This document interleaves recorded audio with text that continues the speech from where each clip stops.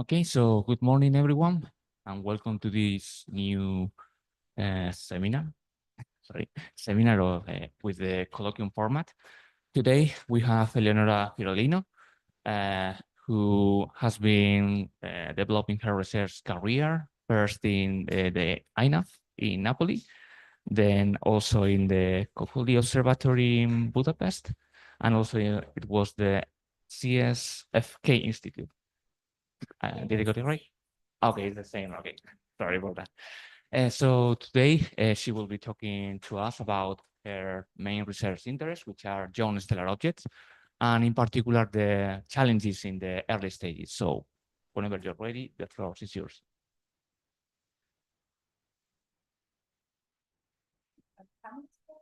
I'm very happy to be with this colloquium, and I'm a fellow here, but I will soon leave for another position in Italy. So I'm sorry in a sense, but I'm also happy that I can share with you my research finally.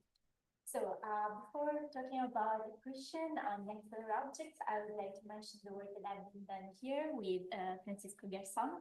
We realized the optical and radionet pilot program for all the telescopes that are there. Basically, we looked into the website to check the observing facilities that are available for astronomers.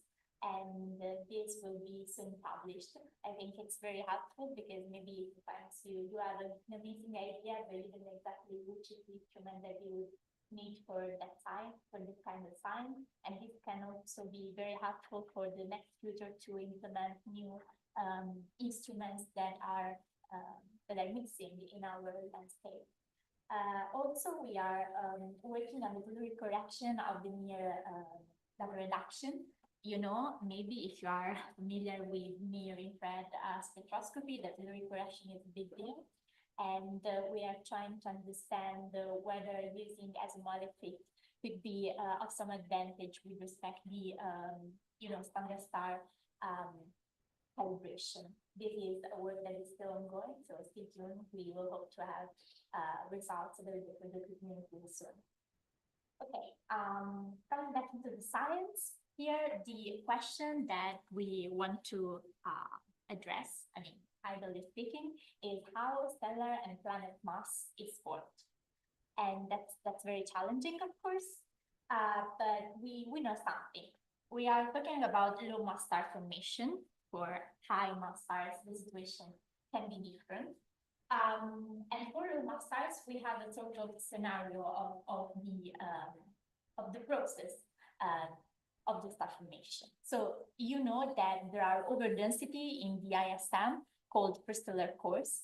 So this is basically only dust and gas gravitationally bound that depending on their mass, they can collapse into protostars. So at the very beginning, a young stellar object is composed by a forming star, a disk, and an envelope. And this envelope is so optically thick that it's very, basically impossible to observe the disk and the forming star in the center. So that's visible only at millimeter wavelength. And for this reason, there is not so much studies on these objects. But passing the time. Here? Okay, sorry. But passing the time, the envelope starts to dissipate and becomes optically thin. And basically, this is what we define as class 1 stage. In this case, the young stellar object is supposed to be more evolved, and we can start seeing through the envelope at least a near-infrared wavelength. But still, we don't have any information about optical wavelength and therefore the photospheric lines of the forming objects. It's only during the premium sequence phase, also known as class 2 or classical T-Tauri stars. We know multiple names for the same objects, that we can finally study the forming star. in the UVB at optical wavelength. So we can see clearly the black body in the SCD and of course the disk. And at this stage, mostly the envelope is not there anymore. And that's the last accreting stage of star formation. There are also class 3, but those are not accreting objects, so we won't cover this in this topic. And then finally, the star will enter the main sequence phase. So just as a matter of nomenclature, we refer to class 0, 1, and classical T-Tauri stars are young stellar objects. And here you can see some of the most used instrument to study the process going on these objects. I'm sure that you are very familiar with all of them. Back in the day, the question that came up was to whether the mass was of the stellar mass was already set during the prestellar stage. And the reasoning was basically due to the fact that the core mass function, as you can see here, this is Testia Sargent 1998, the first work showing this. So the statistical mass distribution of prestellar cores has been found to be very similar in shape and slope with initial mass function of Chabrier or whatever you want. And based on this, the speculation was that basically young stellar objects wouldn't matter a lot because the prestellar phase triggered the condition for the stellar mass during the main sequence stage. And thanks to the Herschel-Goldberg survey, we actually found that this result is robust for several star-forming regions, but it's not general. So this means that in certain environments, these the prestellar stage, they don't set the stellar mass at the end. Well, at the end or at the beginning, depending on your point of view, however, during the main sequence phase. And for this reason, it becomes, I mean, it's very, very important to study in detail what's happening during the on the young stellar objects. This was actually my first work during PhD. And then because of the results that we get, and also I was very glad to be part of such a big collaboration, I started studying the accretion process on young stellar objects. Now, everything that we know about accretion is linked to classical T-Tauri stars, because as I said before, those are easy to be observed. They can be observed at optical wavelengths, so that's also in terms of time easier at least. And the scenario that we build up out of this observation is called the magnetospheric accretion scenario. So according to this scenario, the material coming from the envelope, I mean, it built up on the envelope during the protostellar stage onto the disk. And it comes from the outer part of the disk into the inner part of the disk. Now, we still don't know what is the mechanism, the driven mechanism. Indeed, you can see question marks there. It can be because of the viscosity of the disk. It can be because of MHD winds. However, for some physical reason, the material comes from the outer part of the disk to the inner part of the disk. And when it's there, it reaches the magnetospheric field lines that for classical T-Tauri stars are very, very strong. And by following them, gas and mass shocks into the forming star. Of course, those objects are rotating and some material is accreting onto the central objects. So as long as some material is accreting, some material has to be ejected through winds or jets in order to conserve the angular momentum. Now, the accretion process causes the so-called veiling. The veiling is basically the ratio between the infrared excess due to the disk and the photospheric emission. Okay, so those objects are veiled. The photosphere of forming star are veiled because of the accretion, because you have to imagine like channels of dust and gas coming and going, and a lot of confusion between the line of sight and the object. And also those objects are affected by the circumstellar extinction, maybe you are familiar with interstellar extinction. Now there is more extinction due to the disk and the accretion process. Talking about numbers for classical T-tauri stars, this is just a few magnitude, up to 2, 3. But for protostars, it can be very high, like 50, 100 magnitude of extinction.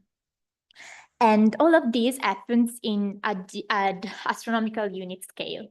So by imaging, that's very challenging now with interferometry, but at long wavelength, we are trying to do something. But of course, with spectroscopic data, we can get some information.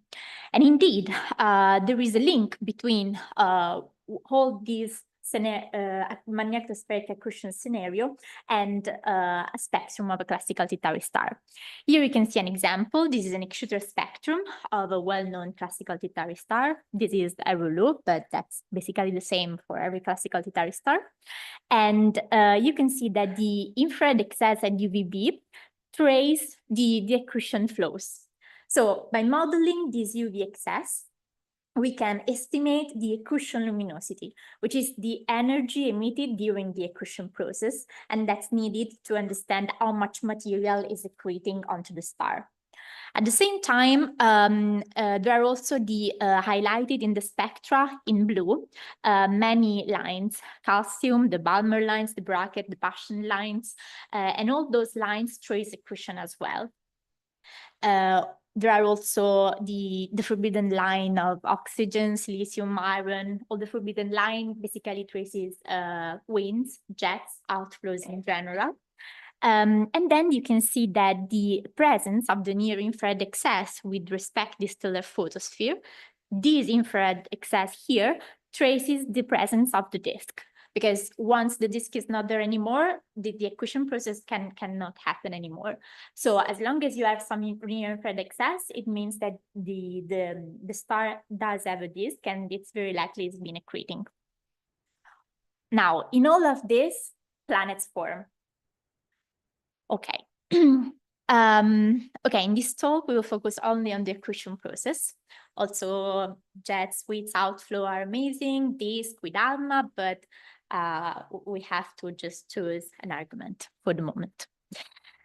Okay, so how to directly measure the accretion luminosity? As I told you before, that's the only direct way to do this is through the modeling of the UV excess. So now we already have a problem because we can do this only for classical T-tauri stars, because protostars in the UVB and optical wavelength are not accessible. However, for classical T-tauri stars, but everything is easier, we basically have two methods. One is the slab fit method. You just have a slab, a template of non-accreting star, and you build your model, you fit the UV excess, and you get the spectral type of the star, the accretion luminosity, and all the parameters that you want. The other method is the multi-column irradiated accretion disk. The philosophy is very similar. There are two main differences. The first one is that with the slab fit method, you have only one accretion column, so only one slab in your model. With the multi-column, you have multi-columns. In this work, they use 3 columns, for example. And the other difference is that the slab fit method is, I mean, you can do it with far UVB data, while for the multi-column method, you need also near UVB data. So even if that was, the second model was theoretically developed in 2006 by D'Alessio et al. It was only thanks to the Odysseus, Ulysses, and Penelope collaboration that it can be implemented by Kaylee Pittman. She's a PhD student currently at Columbia University. And she's working with us in this very big collaboration. So basically, Odysseus and Ulysses are GTO programs of HST that provided near UVB data. And then the Penelope program is a large program on VLT that observe contemporary to HST, the same targets with extruder. So from, again, UV far UVB to near infrared, and also with use and espresso for higher resolution data. Now, the fact that those observations have been contemporary is of paramount importance because those objects are variable objects. Okay. Any questions up to now? Okay, so what's happened is that based on the accretion luminosity estimate through the model, there are works that found an empirical relationship between the accretion luminosity computed with the model and the luminosity of the line fluxes of accretion traces. So here, for example, you can see H alpha, H beta, Paschen beta, and bracket gamma that are the strongest and probably even more famous accretion tracers. Maybe you know that, for example, with PDS 70, the forming planet that had been detected through H alpha emission. So that's a way by which we are not only characterizing the accretion on stars, but also the accretion on planets. And this empirical relationship has been very used a lot. The point is that such empirical relationships that are amazing, of course. I mean, Juan Alcala was my PI during the president, my postdoc in Capodimonte. But this empirical relationship has been obtained studying a very specific star-forming region, which is Lupus, which is very close in our galaxy. The statistical analysis was robust because it was 89 classical T-Tauri stars, but it was one single forming region and all classical T-Tauri stars. So as long as empirical relationships are a powerful tool, can be these empirical relationships be used in different environments, not Lupus, like, for example, OB, which is a star-forming region where you have also massive star, and that gets the ionization of the interstellar medium higher, and these we know that affect the accretion process. Or do they change if we use the other model, multi-column model, and non-slab model to compute the accretion luminosity? Because we are seeing that the accretion luminosity that we found using the two models are slightly different. So how much those empirical relationships are model dependent in a way, and how much reliable are to independently constrain the extinction. I already told you that the extinction is a very important parameter, and it affects a lot all the analysis. People use empirical relations to get the extinction, but I was sure that I was doing things in a robust way. And lastly, the things that it's more interesting, at least for me, is whether we are allowed to use this empirical relationship again. Obtain analyzing classical T-Tauri stars in Lupus, in general, to study accretion on more embedded objects. It makes sense because we cannot use any model because we don't have access to UV and optical wavelength. So it makes sense to use something different, something indirect. But in order to be able to do it, we have to demonstrate that it is possible. So I'm gonna try to answer these questions in this talk. Let's start. Okay, as I mentioned before, all of this was possible thanks to this very worldwide, the very big and worldwide collaboration. The target list was about 70 classical T-Tauri stars, all in different star-forming regions with different characteristics, and a spectroscopic coverage very wide. So here the first result. On the y-axis, you can see the accretion luminosity computed using empirical relationship for all the sample. And on x-axis, the accretion luminosity computed using the slab fit model. And you see that the fit is linear. So this means that statistically speaking, these methods are equivalent. And then looking source by source, the situation is not so clear, meaning that for most of the objects, the results that we get are in agreement within the error. But for specific objects, you can see that there are some outliers, okay?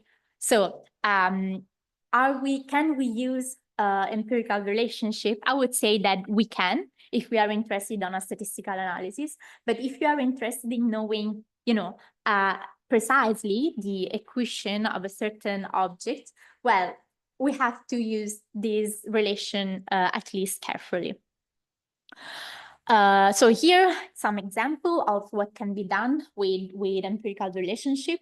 I mentioned before that classical T-tau stars are variable, and one can actually use the empirical relations to study the variability of system of accreting stars, because thanks to the fact that we are referring to the lines and not to the UV excess, we can disentangle the equation on different stars.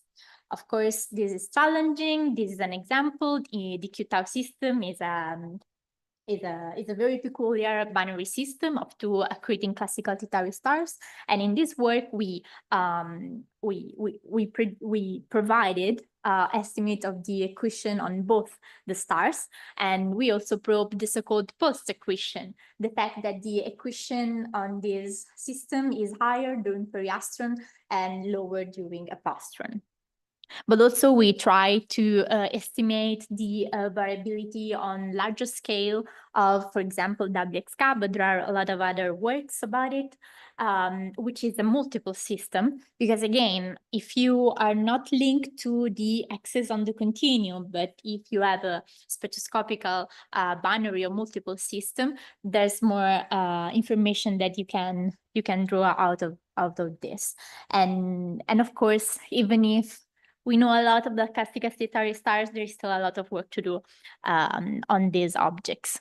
However, coming back to the main question, the second point is whether using the multi-column method, the results of the empirical relationship will be different or not.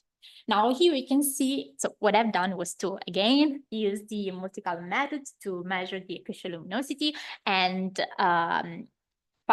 check relation with the line luminosity of all the accretion tracers. Here we can see again the same lines, and you can see that the results of our work are very similar for the results of the Alcala works, the one that used the slab method to compute accretion luminosity. But there are also some equation for which the situation is not so in agreement. In general, in this plot, I'm showing you the plot and the intercept of the fits, of the best fits. And you can see that for most of the lines, basically we can use either one method or the other one, if that's not changing a lot. But for other lines, the situation is different. So this actually helps us in understanding what are the most reliable accretion tracers, or at least the accretion tracers that are less model dependent. And this, in a sense, help us understanding what is the physics underneath the emission of different accretion lines, of different emission lines.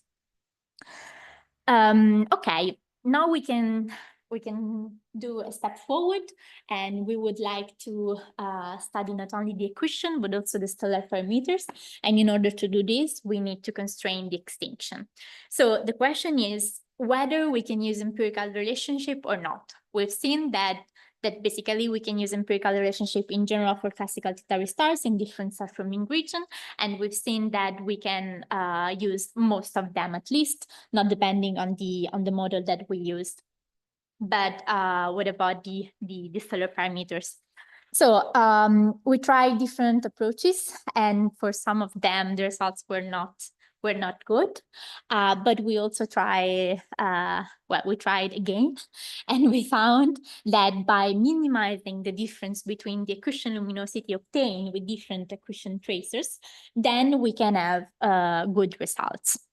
So in the end, I mean, those are figures that are showing you what's happening here. You have different wavelengths because the accretion traces are at different wavelengths, and the accretion luminosity for the same objects should be always the same, right? So in principle, the ideal plot is for those dots to be on an horizontal trend, and by changing the extinction, of course, assuming an extinction law, this can be done.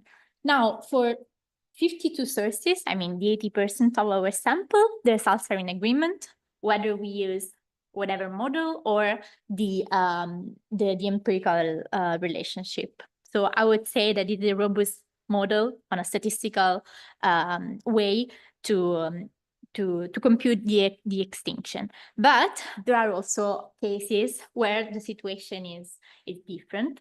For 5% of our sample, using the slab method provides flatter diagram. And for this reason, we think that the extinction is a better estimate. For the 15% of our sample is the other way around, is using the lines that provide better estimate of the extinction. Now, this was unexpected, and we're still looking into this, but it looks like a nice result. Okay, the last thing that we are doing at the moment is to try to get new empirical relationship, specifically in the near infrared. Why? Because we are interested in embedded objects, and therefore J and K band are perfect for this kind of study. So again, with the data set that we already have the accretion luminosity. We measured the line fluxes. We did basically the same as before, but for different accretion traces. Those are not included in previous works. And we were able to find some results. I want to go into much detail into this. I would just highlight the fact that this has been possible for this subsample, because in this subsample, we actually detected a lot of bracket series lines in emission. And at the beginning, we were surprised about it, because for the sample in lupus, which is like 89 classical guitar stars, so you think you would have seen something, you detected only two bracket lines only in two objects. And we do have some hypotheses of what is happening. Maybe our sample is biased toward higher accretion. I mean, our sample is biased toward our higher accretion, and maybe this is why we are observing more detection. It's a possibility, but it's however tricky. Okay. Now that we established, I think, that we can use empirical relationship, at least on using some caveats. Let's go to the younger stages and to the protostellar phase, because actually, I mean, also ALMA data is telling us that planetary emission is happening during the protostellar stage, and also the mass accretion that we compute on classical T-Tauri stars is not able to explain the initial mass function that we see. So if we are really interested in understanding how the stellar and planet mass has been assembled, we have to look into protostars. Now, the classification into classes is observational. So basically what you do is to take the SCD of your young stellar object. You have 2 micron emission, 24 micron emission. You compute the slope and you get an alpha index. Depending on the value of the index, you say, okay, this is a class 0, this is a class 1, this is a class 2. That's observational. It means that if you are looking at your objects phase on or edge on, the presence of the disk can affect the your flux. And therefore, the classification can change. So there is an evolutionary, like, the classification from class 0 to class 2, as I tell you in the introduction, is also related to evolutionary stages. But there are some cases, we think it's less than 10%, but it's still going on, for which the classification can be misleading. And basically, the situation is that you are observing a more evolved object, but age on, and therefore, because of the disk, you think it's a class 0 or class 1, okay? That's a caveat. So again, this is a story that we can only analyze statistically speaking. Okay, this said, Flores et al. In 2024 demonstrated that the magnetospheric lines strength of a sample of class 2 and class 1 are basically the same.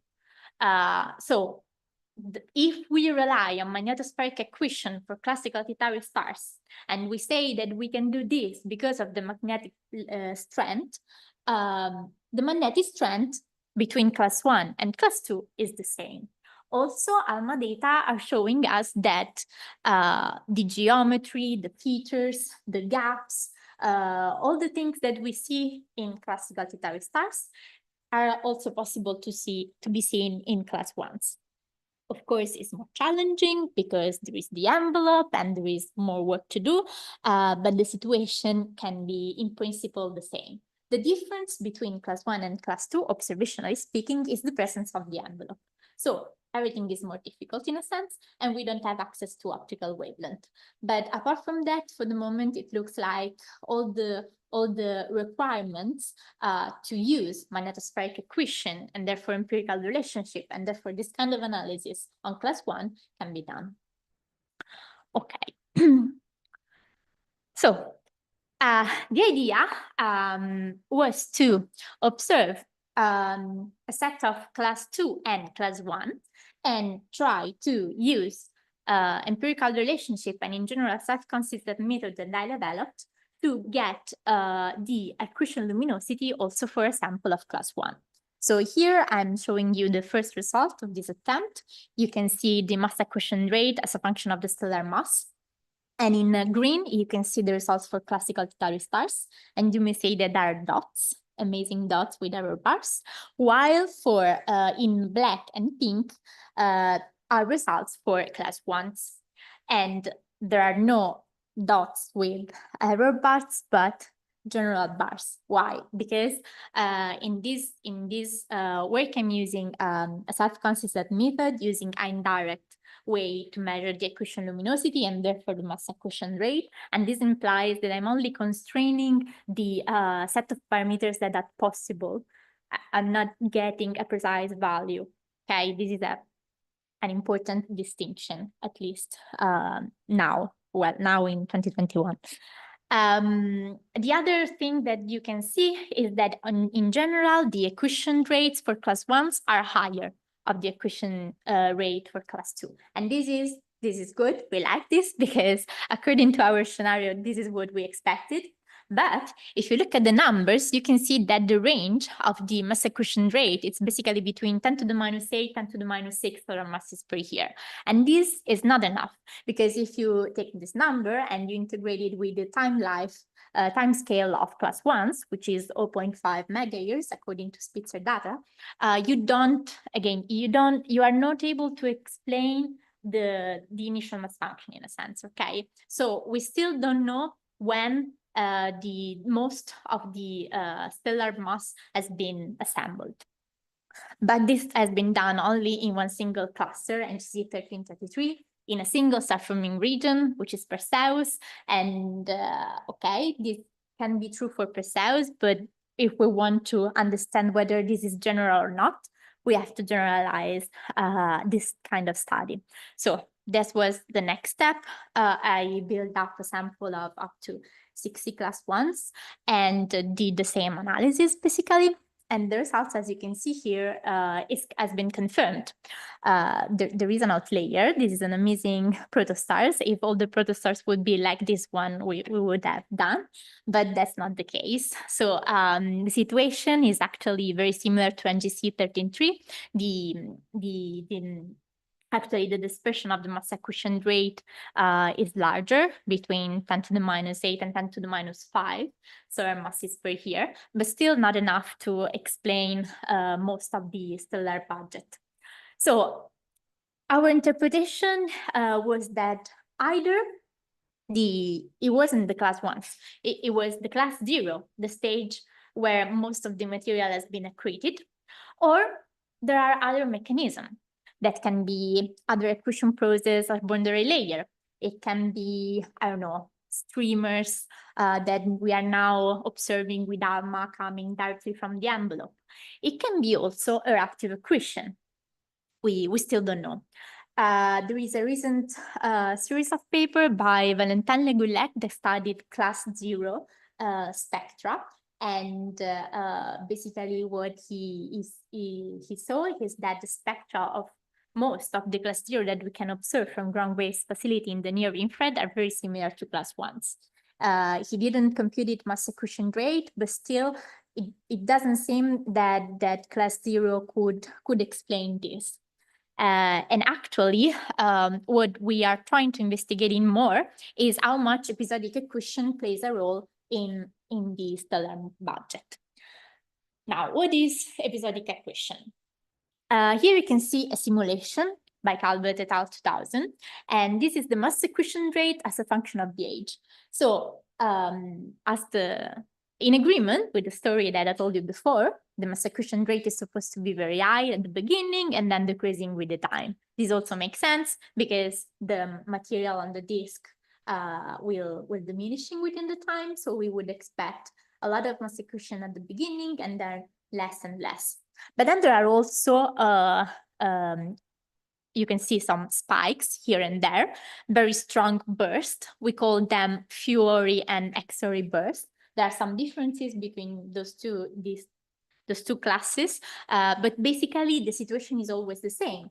The young stellar object has a like steady accretion, and then the accretion changes like by orders of magnitude for a short time scale.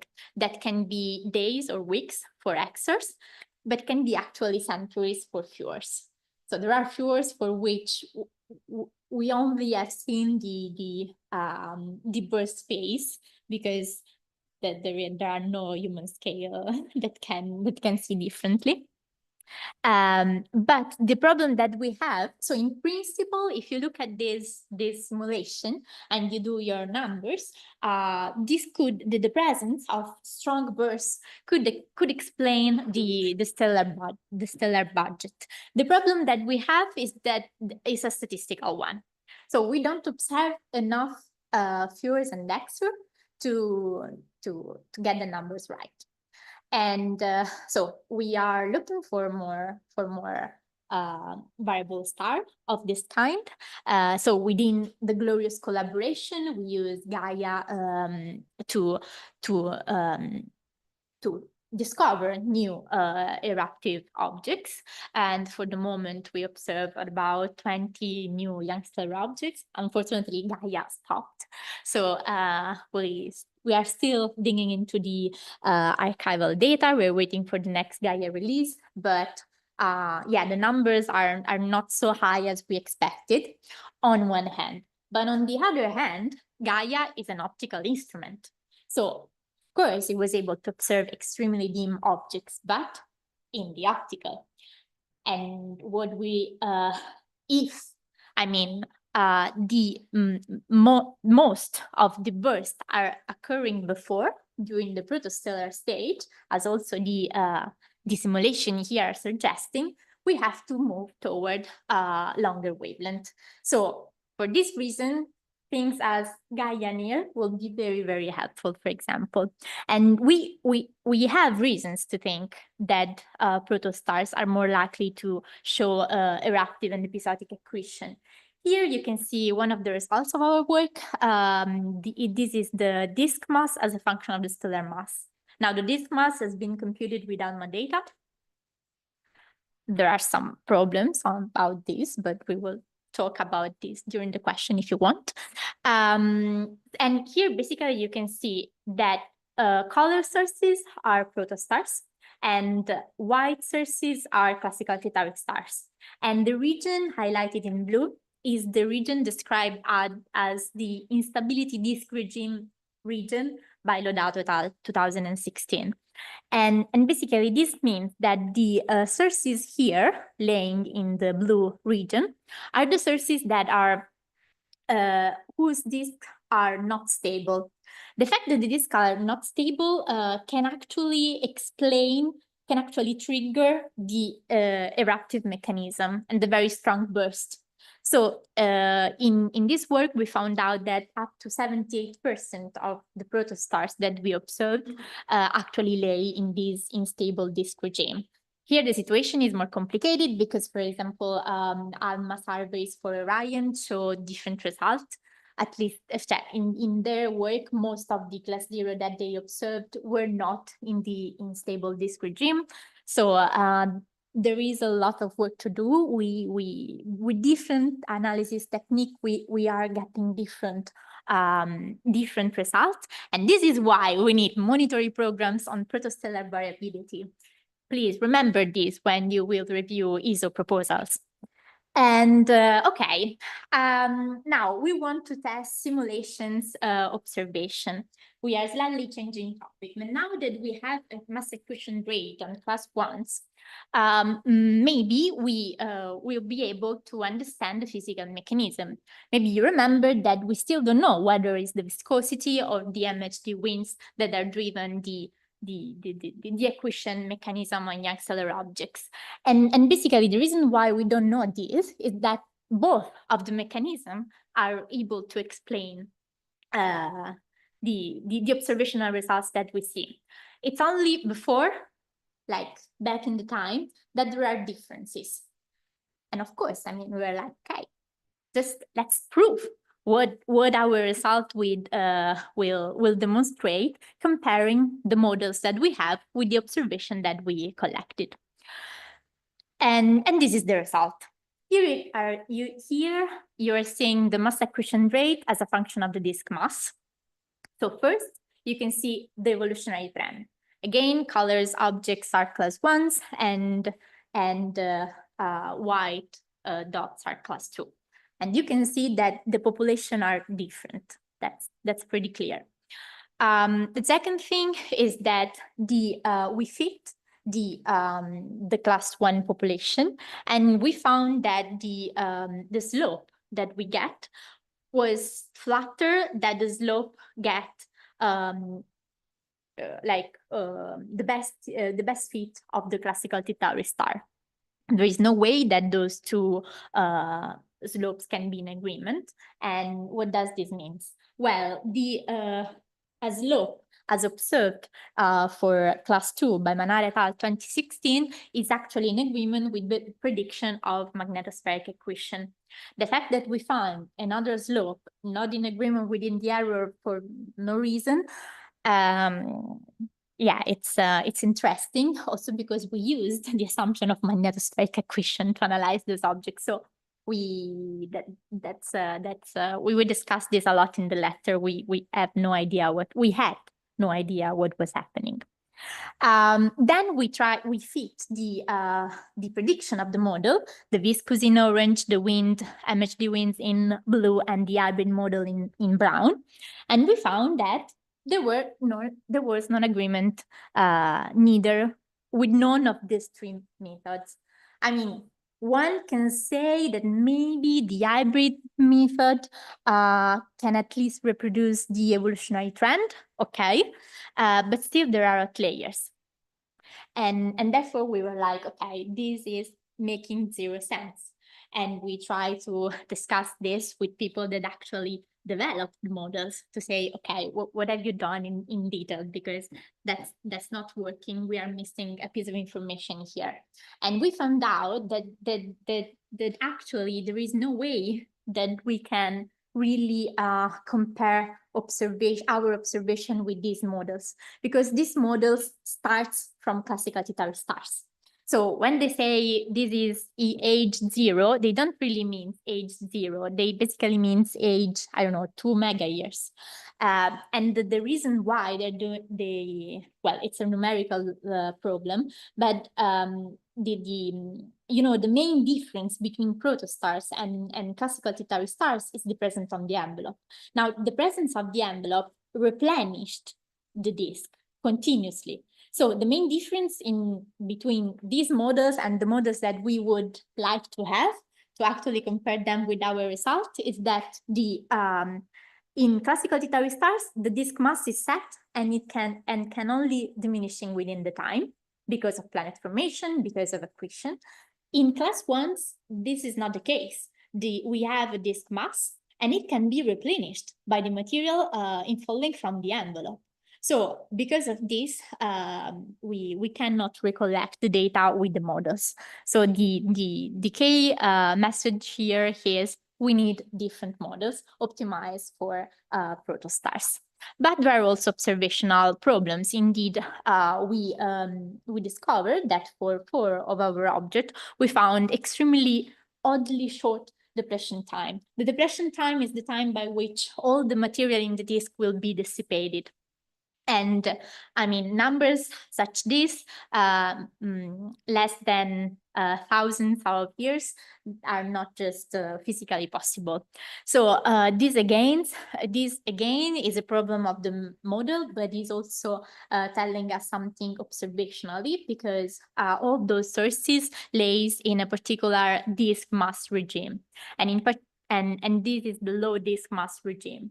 So the other problem is that the disk mass that we computed in this work were only based on band 7 of ALMA, and there are some problems about it. So what we've done was to ask for more data, as we always do. We collected KMOS and ALMA data at different bands to study, in particular, the low disk mass regime, and collecting information about this region, populate with more data that region to see whether those are just outliers for whatever reason, or there is something happening in the low disk mass regime that can actually explain the physics related to the star and planet formation. There are people working on this, and results will be out soon, I hope. Okay, so what's next? Of course, to study embedded objects, we need observation in the near infrared and in the infrared in general. And we are doing a lot of work with JWST, and in the next future, MATIS will be, of course, the instrument. But also for classical T-tauri stars, with Andes, we will be able to finally move all of this that for the moment is constrained to the nearby galaxies within 500 parsec. We cannot do this kind of work for the outer part, not even the outer part of the galaxy. For Andes, we will be able to do this exactly same analysis, but for the outer part of the galaxy, maybe even for the Magellanic Cloud. And this is important because the metallicity is different, the environment is very different, and we will be able to check how much this affects the accretion process. I will conclude with some few take-home messages.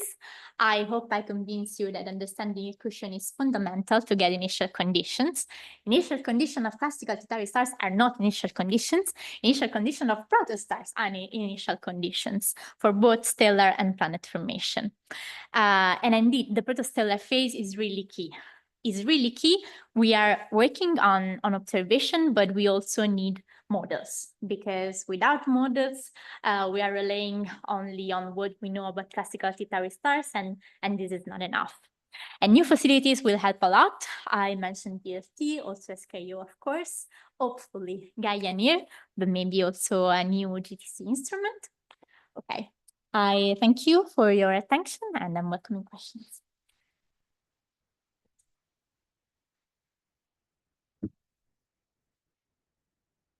Thank you, Eleonora, for a really interesting talk. Do we have some questions in the room? Hola, Ele. Maybe two naive questions. You have talk about the importance of determining the interstellar extinction. I would imagine it's not interstellar, it's internal extinction within the cloud. How do you determine that, or you set a value for this? So yeah, so we called it circumstellar extinction because it's not even inside the cloud, it's really inside Within the the young region, stellar object. the star-forming region. Yeah, no, but not, I mean, the star-forming region is like a cluster, but then within the same star-forming region, for each different object, you have different extinction. Which are determined how? In several ways. So for example, if you have if you have a classical T-Tauri star, basically what you do is some spectral typing. So you compare the spectrum of your classical T-Tauri star with the spectrum of a class 3 young stellar object, which is basically the same object with no disk, so it's not accreting. Right. So you assume that the chromospheric activity is the same. Basically, you use the absorption spectral filters to check the spectral type and the difference between the deepness of the different absorption filters changes with the extinction. So you have a grid of spectral type, a grid of extinction, and we get as the template, the redden, with that specific extinction that minimize the difference between their set of templates and the classical T-Tauri star. Okay. And this is the direct way, the way that we trust the most. For protostars, that's more complicated.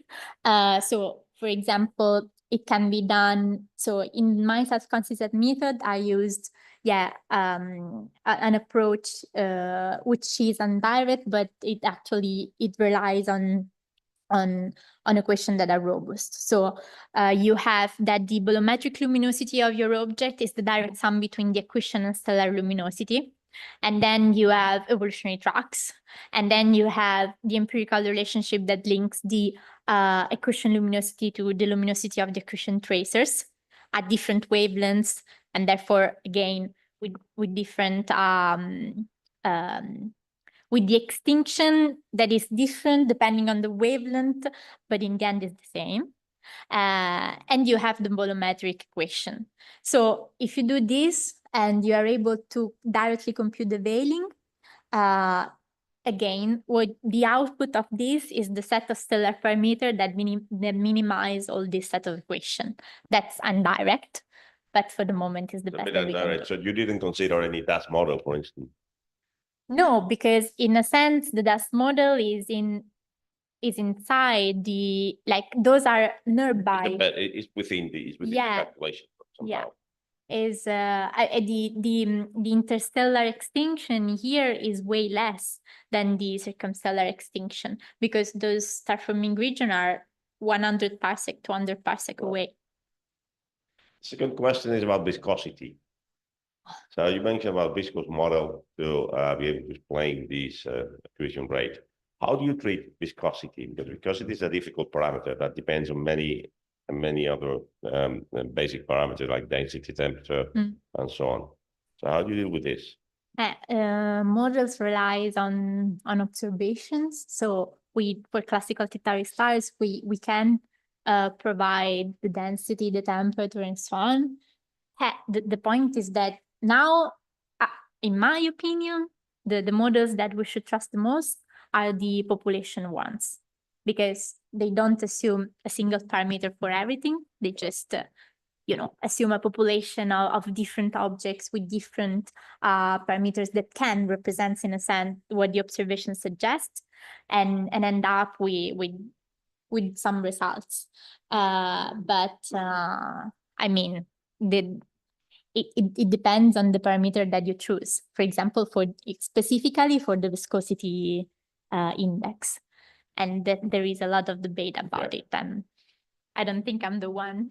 I'm the expert to answer to you. Thanks for your talk, very interesting. I have some very naive question because it's completely out of my field of interest. You mentioned that the accretion rate that you estimate are not enough to reproduce the initial mass function that you observe. But in many plots that I have seen, I saw that you plot the accretion rate as a function of the mass of the disk. But in one slide, there was the mass of the star. So my question was how you can determine the mass of the star in so complicated environment. And the second one is these estimation, I think, are based on the assumption that there's a star during the accretion process are in isolation. But indeed, as far as I know, the star formation region is a very crowded and complicated region. Is possible that the presence of other stars can significantly alter this scenario? Okay, so about the first question, in these works, the stellar mass has been computed using evolutionary tracks.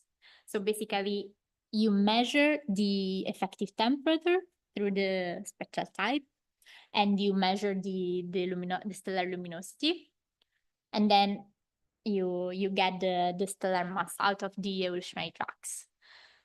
So how much trustworthy is this? So you mean that the mass is obtained over posing evolutionary tracks to the point in the color magnitude diagram? Yeah. So the error bar is enormous because I compute this kind of model and the effective temperature scale is highly uncertain, about 200, 300 degrees at least. Which, I mean, for this kind of science is not a lot.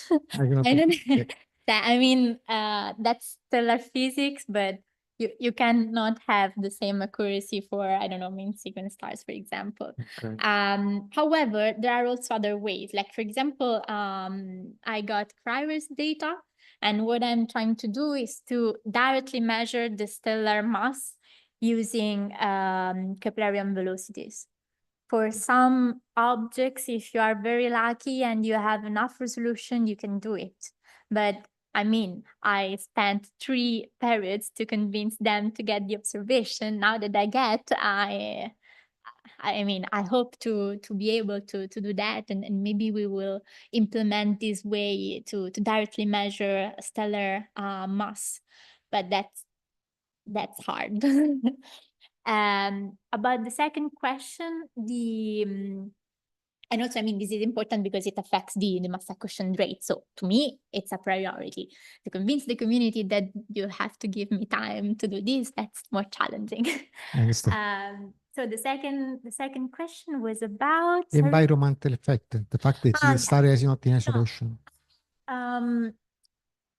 So it depends on the region. So for regions as, I don't know, lupus or Perseus, or in general, close region for which we only have low mass stars, this has been investigated, and the effect of the environment is not high. Is like, I mean, we know that stars form in the same cluster, so we can expect is for them to have the same age, more or less. Indeed, it's either very plenty of classical T-Tauri stars or very plenty of class 1s, and this is also a way by which you can obtain the age of your cluster. But the situation, I mean, the environment plays an important role when you have massive stars, because massive stars radiates a lot. I mean, their radiation it's super massive, and these affect basically everything. So in that case, yes, there are some differences. We see that in general the mass accretion rate are higher, and as I'm seeing, like for example, the outliers that we see here in the very first result that I show you. Here, I mean, the points, the dots that are more distant to the linear value are actually the one in OB1 and Sigma Ori that are example of this. So star forming region with massive stars where something different is happening.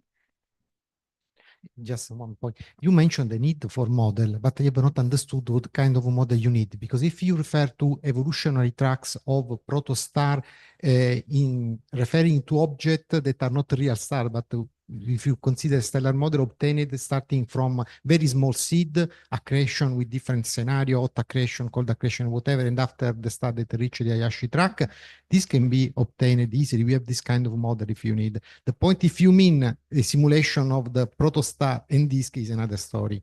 So I have not understood what you mean. So evolutionary tracks focuses on stars. So basically they take, so in these evolutionary tracks that we use, that are ones by Baraf et al. 2015, for example, they include mass accretion rate, but they include something adding material on the star, okay? The models I'm talking about are more complicated models that takes into account the presence of the disk, okay? So for classical T-Tauri star, that's complicated but possible, numerically talking. And this is not me speaking, it's just what people that do this told me. Because basically you set a disk mass, and basically you transform that disk mass with a sort of efficiency value in mass accretion rate. But for protostars, they told me that this is even more complicated because there is also the envelope. So you have the material coming from the envelope into the disk, and then from the disk into the star. Not the envelope of the protostar. Is the environment around the disk. There is an open debate about this. For the moment, we take in the envelope around the protostars. Where this finishes, that's a philosophical question, I would say.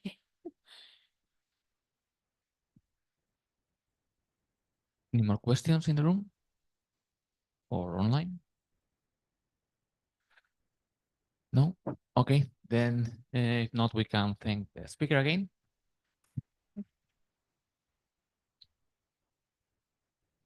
And thank you everyone for coming. So the students can go around here to take note of names.